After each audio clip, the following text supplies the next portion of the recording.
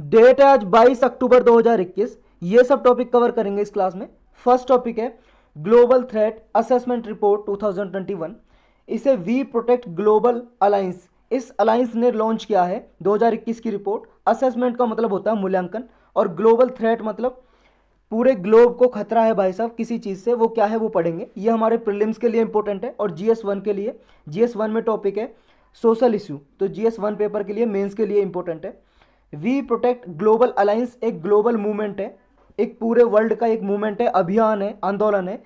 200 से ज़्यादा गवर्नमेंट इसमें पार्टिसिपेट करती हैं, प्राइवेट सेक्टर कंपनी भी पार्टिसिपेट करती हैं, सिविल सोसाइटी ऑर्गेनाइजेशन वगैरह इसमें पार्टिसिपेट करती हैं, ताकि जो भी चाइल्ड सेक्सुअल एक्सप्लॉयटेशन या चाइल्ड अब्यूज़ ऑनलाइन जो केसेस होते हैं उनके बारे में लोगों को जागरूक किया जाए, अवेयर किया जाए, और गवर्नमेंट को अवेयर किया जाए कि गवर्नमेंट इनको ख़त्म करने के लिए कोई स्टेप ले।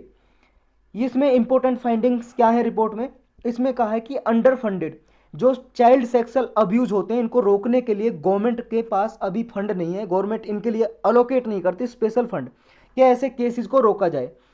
चाइल्ड सेक्सुअल अब्यूज़ का मतलब है कोई एडल्ट, मान लो 18 साल से ऊपर का है आदमी, वो बच्चों को माइनर यानी कि 18 साल से नीचे के बच्चे जो होते हैं, गर्ल हो या बॉय हो, उनका सेक्सुअली अब्यूज़ करता है, तो ये केसेस होते हैं चाइल्ड सेक्सुअल अब्यूज़। तो ये अंडर फंडेड है अभी। नेक्स्ट इस रिपोर्ट में कहा है कोविड-19 से भी इम्पैक्ट पड़ा है। इम्पैक्ट का मतलब प्रभाव, इफेक्ट। कोविड-19 की वजह से चाइल्ड सेक्सुअल एक्सप्लॉयटेशन के जो केस हैं वो ज़्यादा इंक्रीज हुए हैं, मतलब बच्चों का शोषण ज़्यादा हो रहा है और ऑनलाइन केसेस ज़्यादा बढ़े हैं। नेक्स्ट है कि हाईएस्ट रिपोर्टिंग, ये पिछले 2 साल का अगर डेटा देखें तो ऐसे केसेस का जो रिपोर्टिंग है वो बहुत ज़्यादा हुई है। सेल्फ जनरेटेड अब्यूज़ 77% इंक्रीज हुआ है सेल्फ जनरेटेड अब्यूज़ में 2019 से लेकर 2020 के बीच में।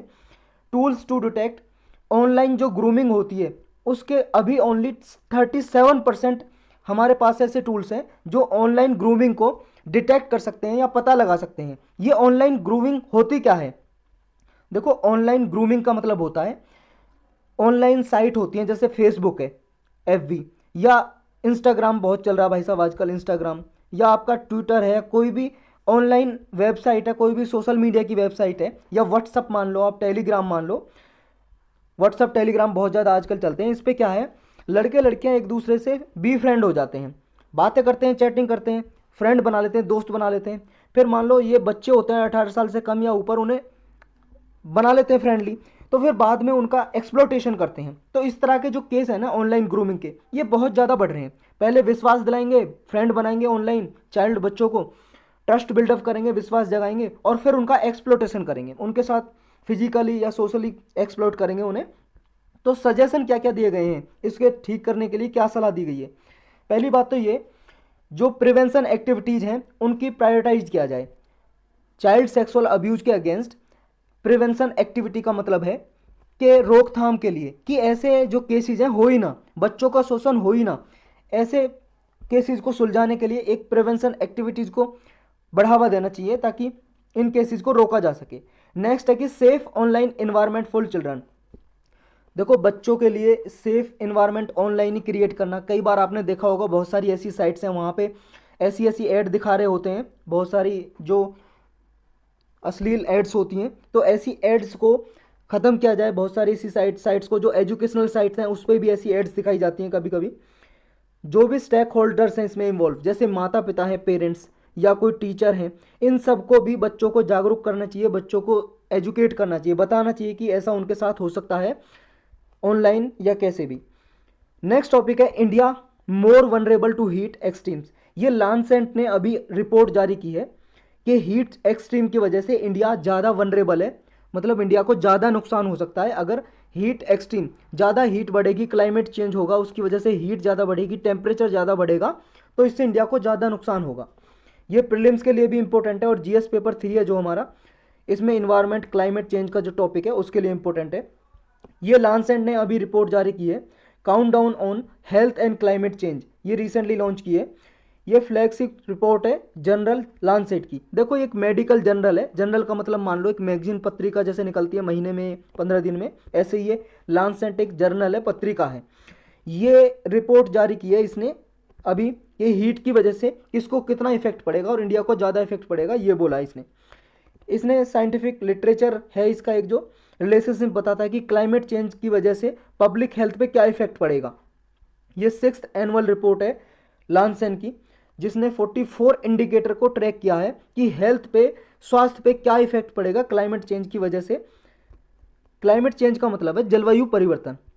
आपने ग्लोबल वार्मिंग का नाम तो सुना ही होगा, ग्रीन हाउस का नाम तो सुना ही होगा। ग्रीन हाउस गैसेस जैसे CO2, कार्बन डाइऑक्साइड, मीथेन, ये इनको ग्रीन हाउस गैस किस बेस पे बोलते हैं? इस बेस पे बोलते हैं कि इनके पास कैपेसिटी होती है टेम्परेचर को, हीट को एब्जॉर्व करने की। तो ये इन्वायरमेंट में, हमारे एटमॉस्फेयर में रहती है। वातावरण, आपके आसपास का जो वातावरण है, एटमॉस्फेयर है, उसमें ये गैसेज जितनी ज़्यादा होंगी टेम्परेचर को इतने ज़्यादा एब्जॉर्व करके रखेंगी। तो हमारा जो अर्थ का एवरेज टेम्परेचर है, ग्लोबल टेम्परेचर, वो इंक्रीज हो जाएगा। अब ये टेम्परेचर इंक्रीज होना ही ग्लोबल वार्मिंग है। ग्लोबल वार्मिंग, और ग्लोबल वार्मिंग की वजह से क्या होता है? Climate change. ग्लोबल वार्मिंग की वजह से क्लाइमेट चेंज होगा, जलवायु परिवर्तन होगा उसकी वजह से। तो ये क्लाइमेट चेंज की वजह से ये सारे नुकसान होंगे। हेल्थ पे इम्फेक्ट पड़ेगा, सोशल इनइक्वलिटीज़ बढ़ेंगी, समाज में असमानता बढ़ेंगी। और इस रिपोर्ट में क्या क्या बोला है? इस रिपोर्ट में फाइंडिंग्स ये आई हैं कि इंडिया की वनरेबिलिटी दिखाई है कि इंडिया 1990 के मुकाबले ज़्यादा हीट एक्सट्रीम से ज़्यादा वनरेबल होगा। 50% ज़्यादा हीट देखने को मिलेंगी इंडिया में। सीनियर सिटीजन ज़्यादा इसमें उनको नुकसान होगा। सीनियर सिटीजन मतलब 60 ईयर से अबव के जो पीपल हैं, लोग हैं, बुजुर्ग लोग, उनको ज़्यादा नुकसान होगा। चाइना में, इंडिया में, अमेरिका, जापान, इंडोनेशिया में सीनियर सिटीजन मोस्ट अफेक्टेड हैं, उनको ज़्यादा प्रभावित, मतलब वो ज़्यादा प्रभावित होंगे। Loss of work hour, heat की वजह से देखो, जब ज़्यादा हीट बढ़ेगी तो वर्क आवर भी लॉस हो जाएंगे। अगर मान लो भाई साहब हीट ना हो, मौसम अच्छा हो, तो दिन में काफ़ी घंटे तक काम किया जा सकता है। अगर टेम्परेचर ज़्यादा है तो ज़्यादा घंटे तक काम नहीं किया जा सकता। तो इसकी वजह से 295 billion hours potential work lost हो जाएगा पूरे ग्लोब में। 2020 में ये हुआ है, ये हीट एक्सपोजर की वजह से। नेक्स्ट है मोस्ट जो अफेक्टेड डेवलपिंग कंट्रीज हैं, वो है पाकिस्तान, बांग्लादेश, इंडिया। इनमें ज़्यादा वर्किंग आवर लॉस हुआ है। ये जो मीडियम HDI कंट्री हैं, जैसे मीडियम HDI का मतलब है ह्यूमन डेवलपमेंट इंडेक्स, जो UNDP निकालता है। UNDP एक प्रोग्राम है, एक ऑर्गेनाइजेशन मान लो, प्रोग्राम मान लो, इंस्टीट्यूट मान लो, यूनाइटेड नेशन का एक स्पेशलाइज एजेंसी कह लो, कुछ भी कह लो आप। ये UNDP है, यूनाइटेड नेशन डेवलपमेंट प्रोग्राम। ये हर साल निकालता है ह्यूमन डेवलपमेंट इंडेक्स। ये इसमें बताता है किस देश में कितना डेवलपमेंट हुआ है। तो ये मीडियम HDI जो ग्रुप कंट्रीज़ हैं, मतलब जिनकी जो HDI में रैंकिंग आती है वो मीडियम आती है, वो ज़्यादा इफेक्टेड हैं, क्योंकि वो मोस्ट पॉपुलस कंट्री है, उनमें पॉपुलेशन भी बहुत ज़्यादा है। जैसे इंडिया की जो वो HDI में जो रैंकिंग आती है वो मीडियम लेवल की आती है। हीट रिलेटेड मोर्टेलिटी का मतलब है डेथ, मृत्यु। हीट की वजह से भाई साहब मृत्यु भी बहुत ज़्यादा होंगी। 2018 से 19 के बीच में इंडिया और ब्राज़ील में ये हीट रिलेटेड जो मोर्टेलिटी है, हीट की वजह से, टेम्परेचर बढ़ने की वजह से जो मौतें हुई हैं, डेथ हुई हैं, वो ज़्यादा हुई हैं। इकोनॉमिक लॉस भी होगा। इकोनॉमिक लॉस तो होगा ही, देखो हीट की वजह से वर्क आवर लॉस होगा तो इकोनॉमी लॉस भी होगा। साउथ ईस्ट एशिया में देखो ज़्यादा एयर पोल्यूशन बढ़ने के चांसेस है। 2015 से 2019 के बीच में एयर पोल्यूशन बढ़ने की वजह से ज़्यादा मोर्टेलिटी, डेथ हुई है साउथ ईस्ट एशिया में। साउथ ईस्ट एशिया रीजन ये है भाई साहब, ये आप वर्ल्ड मैप देख रहे हो, इंडिया से इधर वाला ये साउथ ईस्ट एशियन रीजन है। म्यांमार से लेके ये वाले जो है Indonesia, Philippines, Cambodia, Vietnam, Thailand, Laos, ये मलेशिया, ये वाले कंट्रीज़ हैं, ये साउथ ईस्ट एशिया में आते हैं। तो इनमें ज़्यादा नुकसान देखने को मिला है। 2015 से 2019 के बीच में एयर पोल्यूशन की वजह से, जो वायु प्रदूषण होता है उसकी वजह से जो डेथ हुई है। इंक्रीज इन वाइल्ड फायर, जब हीट बढ़ेगी तो देखो जंगलों में आग भी ज़्यादा लगेगी हीट की वजह से, तो वाइल्ड फायर देखने को ज़्यादा मिलेंगी। इनकी वजह से पॉपुलेशन बहुत ज़्यादा प्रभावित होगी और ड्रॉट कंडीशन भी बहुत ज़्यादा होंगी। ड्रॉट का मतलब है सूखा। जब हीट बढ़ेगी तो भाई साहब जो वाटर बॉडीज़ हैं, जैसे लेक में, झील में पानी है या रिवर में पानी है, कहीं और तालाब वगैरह में पानी है, वेटलैंड वगैरह सूख जाएंगे, वहाँ ड्रॉट कंडीशन क्रिएट होगी, सूखा पड़ जाएगी। तो ये रिपोर्ट में बताया है। नेक्स्ट टॉपिक है mastitis, an element of dairy cattle. ये प्रीलिम्स के लिए इंपॉर्टेंट है। मैस्टाइटिस एक बीमारी है, एलिमेंट का मतलब होता है डिसीज या बीमारी, और डेयरी कैटल का मतलब होता है, कैटल मतलब होता है पशु या ढोर। इस कैटल में वैसे जनरली हम गाय और भैंस को काउंट करते हैं, यानी कि काव और ऑक्स को काउंट करते हैं कैटल में। तो ये डेयरी का मतलब है जो दूध देने वाले पशु हैं, गाय और बैल तो खैर दूध नहीं देता भाई साहब, लेकिन बैल का भी तो रोल है ना दूध देने में। बैल नहीं होगा तो दूध कहाँ से होगा, गाय कहाँ से दूध देगी। तो ये गाय और बैल में ये बीमारी होती है एक मैस्टाइटिस। तो मैस्टाइटिस क्या है? इसके लिए एक जनरली लोकली आपने देखा होगा अपने गांव वगैरह में, विलेज में या लोकली आप कहीं भी रहते हो, बहुत सारी ऐसी डिसीज होती हैं कि लोकली उनकी दवाई वैसे उपलब्ध नहीं होती, लेकिन जनरली देसी दवाई वगैरह होती हैं। जैसे कोई जड़ी बूटी उखाड़ के लिया है जंगल में से या कुछ लिया है, वो ठीक हो गई, लेकिन वो आपको स्टोर पे जाओगे कई मेडिकल स्टोर पे, वो दवाई उनकी ऐसी कुछ नहीं मिलेगी।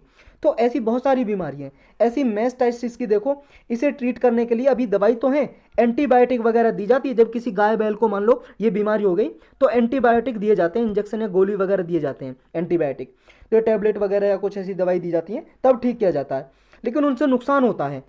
लेकिन गुजरात के भाई साहब एक फार्मर है, किसान है, उन्होंने एक इंडिजीनस नॉलेज सिस्टम है उनका, मतलब देसी अपना सिस्टम है, कुछ दवाई है वो बताई है, उसकी वजह से ये बीमारी ठीक हो सकती है, इन्फेक्शन डिसीज।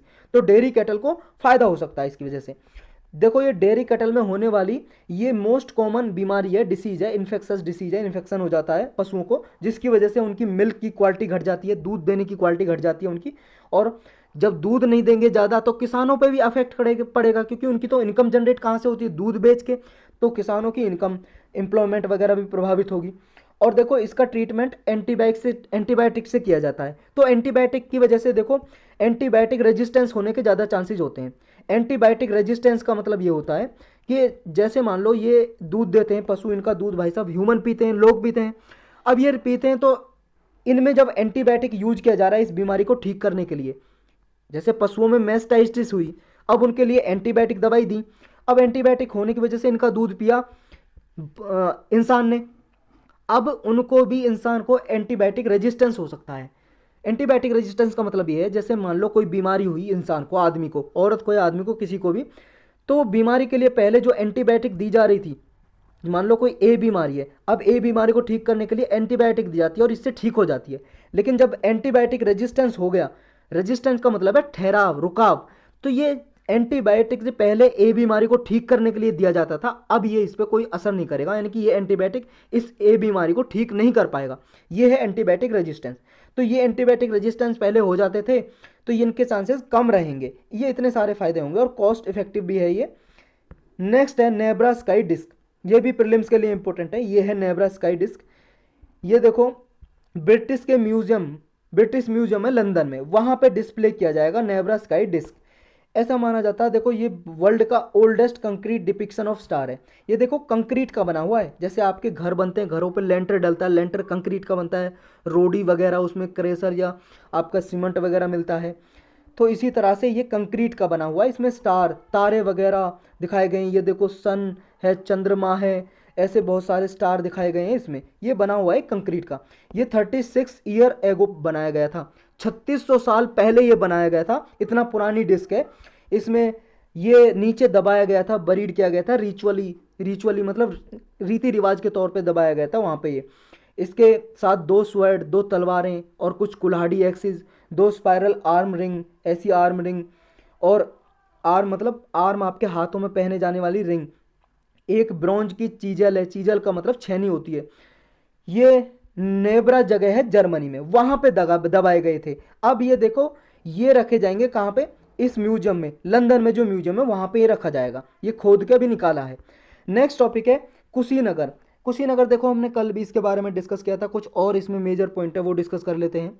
कुशीनगर आपको पता है उत्तर प्रदेश में है। अभी ये न्यूज में इसलिए आया क्योंकि यहाँ पे इंटरनेशनल एयरपोर्ट अभी चालू किया है, उसका इनॉग्रेशन किया है। जीएस पेपर 1 के लिए इंपॉर्टेंट है ये, हिस्ट्री का टॉपिक जो आता है हमारा इंडियन कल्चर, उसमें बुद्धिस्ट पिलग्रिमेज टाउन है कुशीनगर। जो बुद्धिस्ट धर्म है, बुद्धिस्ट पीपल है, वहाँ पे तीर्थ यात्री आते हैं घूमने के लिए कुशीनगर में। कुशीनगर एक डिस्ट्रिक्ट भी है यूपी में। प्राइम मिनिस्टर ने अभी यहाँ पे इंटरनेशनल एयरपोर्ट इनॉग्रेट किया है। इनॉग्रेट का मतलब शुभ आरंभ करना, स्टार्ट करना किसी चीज़ को। ये ईस्टर्न यूपी में है और यूपी का 3rd इंटरनेशनल एयरपोर्ट बन जाएगा, मतलब 3 इंटरनेशनल एयरपोर्ट हो गए हैं यहाँ पे। ये बुद्धिस्ट टूरिज्म सर्किट है, उसका भी पार्ट है। बुद्धिज्म टूरिज्म सर्किट क्या है या बुद्धिस्ट सर्किट क्या है, इसके बारे में स्पेशल लेक्चर में हमने पढ़ा हुआ है, आर्ट एंड कल्चर की प्लेलिस्ट में लेक्चर पढ़ा हुआ है। ब्रीफली हम लास्ट में डिस्कस करेंगे इसके बारे में। श्रीलंका से देखो डायरेक्टली यहाँ पे फ्लाइट आ सकेंगी इस एयरपोर्ट पे। ये है कुशीनगर। ये उत्तर प्रदेश का मैप देख रहे हो, यहाँ पे देखो ये है कुशीनगर, और इधर बिहार आ जाएगा, इधर नेपाल आ जाएगा, और इधर हरियाणा आ जाएगा, इधर एमपी आ जाएगा, इधर झारखंड आ जाएगा। तो ये है आपका कुशीनगर। यहाँ पे रेड रेड वाला दिखाई दे रहा है जो ये जहाज छप रहा है ना, यहाँ पे ये एरोप्लेन दिखाई दे रहा है आपको। तो ये कुशीनगर देखो पिलग्रिमेज सेंटर है। यहाँ पे जो डिस्ट्रिक्ट 2021 की जो सेंसस हुई थी, जनगणना, उसमें देखे तो इसकी पॉपुलेशन 35 लाख थी। और यहाँ पे बुद्धिस्ट की जो पॉपुलेशन है लगभग 1.12% है, यानी कि 4619 से केवल 4619% इसमें बुद्धिस्ट पीपल है, बुद्धिस्ट धर्म को फॉलो करने वाले लोग हैं। यहाँ की जो कुशीनगर की जो पर कैपिटा कैपिटल है, पर कैपिटा कैपिटल क्या होती है? ये per capita district domestic product, district domestic product की बात हो रही है। जैसे जीडीपी होती है ना, ग्लोबल डोमेस्टिक प्रोडक्ट, जीडीपी, ऐसी डिस्ट्रिक्ट की अगर जीडीपी निकालें पर कैपिटा का मतलब मान लो टोटल इनकम पूरे देश की हमारी हुई है 100 रुपये, और उसे हम पूरी पॉपुलेशन से डिवाइड करते तो वो एक आदमी की आ जाएगी पर कैपिटा। एक आदमी की क्या है डिस्ट्रिक्ट डोमेस्टिक प्रोडक्ट, मतलब कुशीनगर में एक आदमी की क्या जीडीपी, मतलब डिस्ट्रिक्ट की डोमेस्टिक प्रोडक्ट क्या डेवलप हो रहा है, कितने रुपए में है? ये लगभग 27,229.23 है। और अगर हम यूपी का देखें overall per capita global state, मतलब ये स्टेट का हम डोमेस्टिक प्रोडक्ट देखें यूपी का, वो 44,000 लगभग कुछ है। और इंडिया का पर कैपिटा जीडीपी देखें तो ये 94,000 कुछ है। तो ये इतना कम है कुशीनगर का, यानी कि यहाँ गरीबी भाई साहब बहुत ज़्यादा है। यहाँ पे देखो, ये याद करने की कोई ज़रूरी नहीं है, ये दिए हुए हैं कि यहाँ से बीजेपी के कैंडिडेट कितने हैं और असेंबली में यानी कि एमएलए कितने हैं इसमें, और कांग्रेस के कितने हैं, इसको याद करने की ज़रूरत नहीं है। कुशीनगर सिग्निफिकेंस क्यों है? देखो इसका इसलिए सिग्निफिकेंस है यानी कि इंपॉर्टेंस, क्योंकि कुशीनगर वो प्लेस है जहाँ पे महात्मा बुद्ध जी की मृत्यु हुई थी और उन्होंने महापरिनिर्वाण अटेन कर लिया था। देखो महात्मा बुद्ध जी की डेथ होना ही उस इवेंट को ही बोलते हैं महापरिनिर्वाण। 483 बीसी में उनकी मृत्यु हो गई थी यहाँ पे। आज कुशीनगर को जो कुशीनगर बोलते हैं, इससे पहले इसका नाम कुशीनारा हुआ करता था। और देखो आपने हिस्ट्री में पढ़ा होगा 16 महाजनपद, 16 महाजनपद, ये इसका मतलब है 16 एरिया थे, 16 एरिया महाजनपद, बड़े बड़े एरिया, वहाँ पे रूलर थे, अलग अलग किंग थे।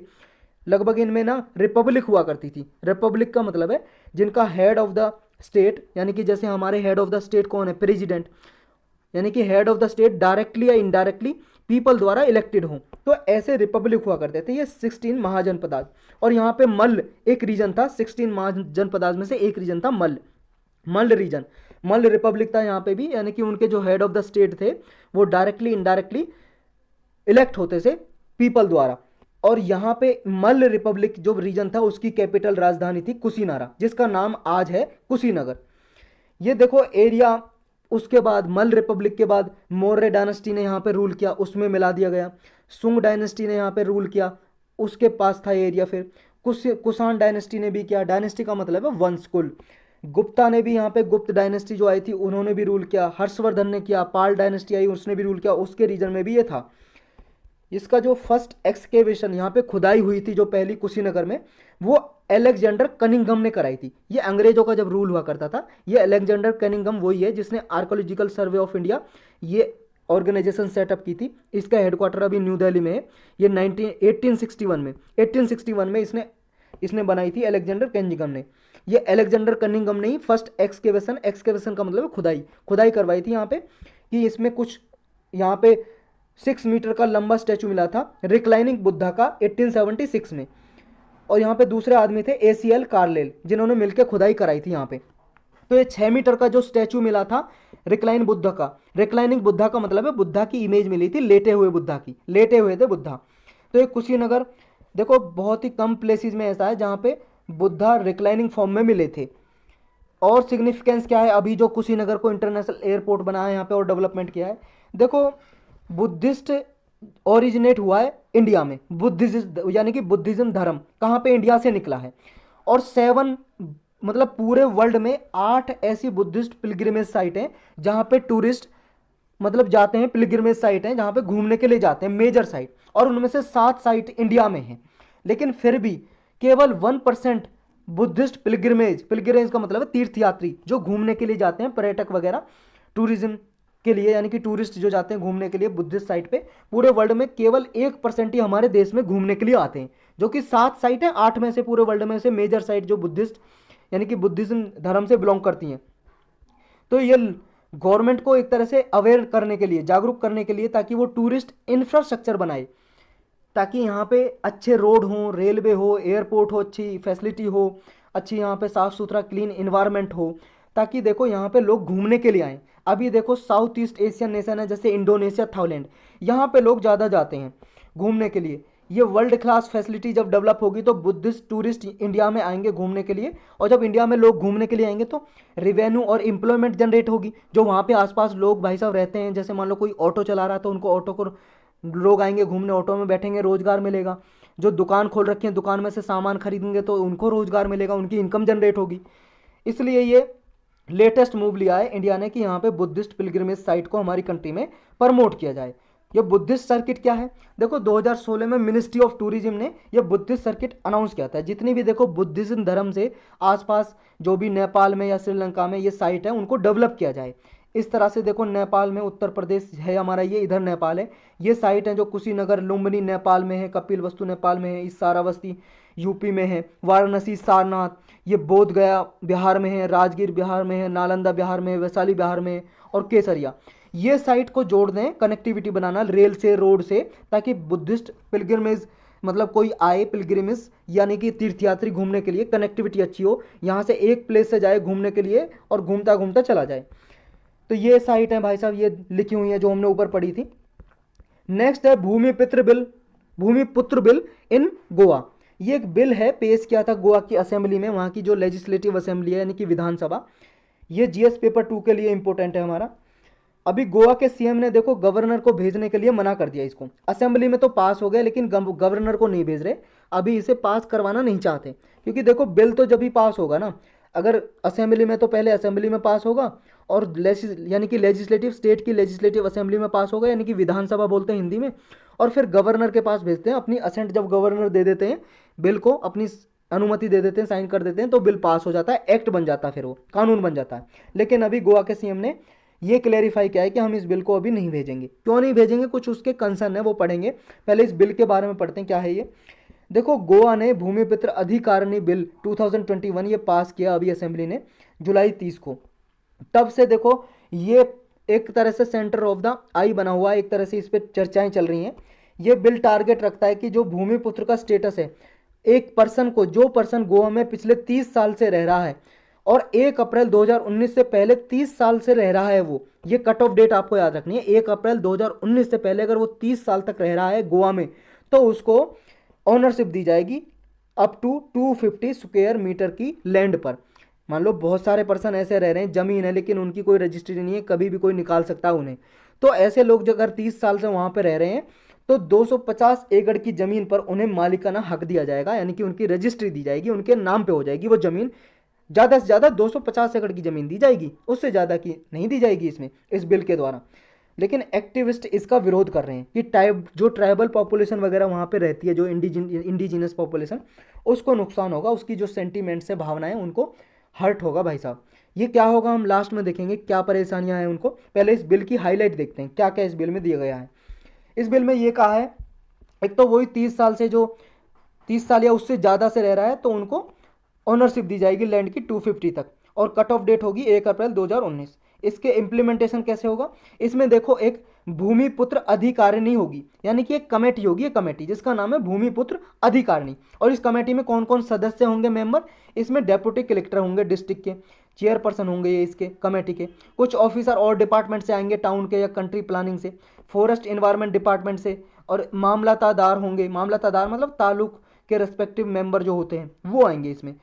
ये भूमिपुत्र के पास कोई भी मान लो मेंबर अप्लाई कर सकता है कि मैं इस पे 30 साल या उससे ज़्यादा समय से रह रहा हूँ 1 अप्रैल 2019 से पहले, तो मुझे इस 250 एकड़ की ज़मीन, मतलब 250 एकड़ नहीं, 250 स्क्वायर मीटर, यानी कि 250 गज भी बोल सकते हो आप, लगभग सेम होता है। तो 250 स्क्वायर मीटर की ज़मीन पर मुझे रजिस्ट्री करें मेरे नाम से और मालिकाना हक दें। फिर ये कमेटी देखेगी, छानबीन करेगी, ये 30 दिन का नोटिस लगा देगी अपने बोर्ड पे कि कोई ऑब्जेक्शन करना चाहे तो कर सकता है। मान लो ये ए आदमी गया था पहले, और लेकिन किसी बी आदमी की ज़मीन पे रह रहा है और बी आदमी के नाम पे वो ज़मीन है, तो ये अपोज कर सकता है 30 दिन के अंदर अंदर। अगर किसी ने अपोज नहीं किया तो 250 एकड़ की ज़मीन, एकड़ नहीं, एकड़ क्यों निकल रहा है, स्क्वायर मीटर की ज़मीन है भाई साहब, एकड़ तो बहुत ज़्यादा हो जाएगा, वो पूरा जमींदार बन जाएगा 250 एकड़ में। तो 250 स्क्वायर मीटर की है, यानी कि मीटर स्क्वायर ज़मीन है, 250 गज की, उसे मालिकाना हक दे दिया जाएगा अगर कोई ऑब्जेक्शन यानी कि विरोध नहीं करता है तो ये फिर इसके खिलाफ फिर भी मान लो जमीन कर दी, नाम पे कर दी उसके, फिर भी बी के पास ऑप्शन है 30 दिन में, मान लो बी को पता ही नहीं चल पाया कि उसके नाम जमीन की जा रही है, उसने नहीं देखा नोटिस, तो बी के पास फिर भी मतलब ऑप्शन है 30 दिन और ऑप्शन है उसके पास। इस डिसीजन के अगेंस्ट भूमिपुत्र अधिकारिणी यानी जो कमेटी ने डिसीजन दिया और मालिकाना हक दे दिया था ए आदमी को, उसके अगेंस्ट उसके विरोध में एडमिनिस्ट्रेटिव जो स्टेट में ट्राइब्यूनल होती हैं, कोर्ट की तरह ही काम करती हैं ये, तो 30 दिन के अंदर बी आदमी यहाँ पे अपील कर सकता है इसके विरुद्ध। तो कोर्ट इंटरवेंट कर सकता है, जो कोर्ट होते हैं जैसे हाई कोर्ट होते हैं, डिस्ट्रिक्ट कोर्ट, इनके पास कोई जुरिस्डिक्शन नहीं है, ये इंटरवीन नहीं कर सकता, हस्तक्षेप नहीं कर सकता, ये बीच में इंटरफेयर नहीं कर सकते। अब इसकी ज़रूरत क्या पड़ी थी? देखो ज़रूरत इसलिए ही पड़ी थी इस बिल को लाने की, बहुत सारे लोग ऐसे रह रहे थे, उन्हें डर था कि भाई साहब इतने साल से रह रहे हैं लेकिन उनके घर की ना कोई रजिस्ट्री है ना उनके नाम पे, तो ऐसे पर्सन को डर लगा रहता है। तो इसलिए ये ऑब्जेक्टिव था इसका कि जो भी मान लो यहाँ पे रह रहा है, उनका स्मॉल हाउस है, उनका सेल्फ रेस्पेक्ट देने के लिए, उन्हें डिग्निटी और सेल्फ रेस्पेक्ट बचाने के लिए, अपने राइट टू लाइफ का एक्सरसाइज करने के लिए, जो हमारे कॉन्स्टिट्यूशन आर्टिकल 21 में दिया हुआ है जीने का अधिकार, उसको प्रमोट करने के लिए एक तरह से उन्हें यह हक दिया जा रहा था कि 250 स्क्वायर मीटर की ज़मीन पे उन्हें मालिकाना हक प्रोवाइड किया जाए। लेकिन अब परेशानी क्या है इसकी, जो सीएम रोक रहे हैं, गवर्नर के पास नहीं भेज रहे, कंसर्न या प्रॉब्लम या परेशानी ये है कि देखो इसमें क्या है, बहुत सारे इलीगल स्ट्रक्चर का रेगुलराइजेशन होगा। मान लो बहुत सारे लोग ऐसे हैं, गोवा में आ गए थे कई साल 30 साल पहले और यहाँ पे रह रहे हैं, लेकिन यहाँ पे जो इंडिजिनस पीपल हैं वो पहले ही देखो यहाँ पे रह रहे हैं, मूल निवासी हैं जो, और यहाँ पे डेंसली पॉपुलेटेड हो गया एरिया, मतलब ज़्यादा पॉपुलेशन आती जा रही है और 30 साल से ज़्यादा से रह रहे हैं। तो जो इंडिजिनस पीपल थे उनकी लाइवलीहुड को खतरा ही है ना भाई साहब, बाहर से लोग आके यहाँ पे रह गए, तो अब ये इनके लिए तो ज़मीन कम बचेगी, रिसोर्सेज कम बचेंगे, तो ये नुकसान है यहाँ पे।